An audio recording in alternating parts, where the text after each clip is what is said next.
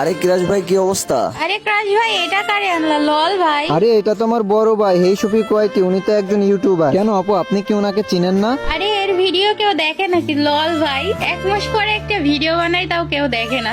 আরে আপু, এইভাবে বলতেছেন কেন? আগে তো আমার ভিডিওতে মিলিয়ন মিলিয়ন ভিউজ আসতো, এখন না হয় চ্যানেলটা একটু ডাউন হয়ে গেছে। আরে ভাই, তোর ভিডিওতে এখন ভিউজ আসে না, লাইক কমেন্ট সাবস্ক্রাইব কিছুই আসে না, তুই ভিডিও বানাস কেন ভাই? ইউটিউবিং বাদ দিয়ে দে। কি বলবো বুঝতে পারতেছি না।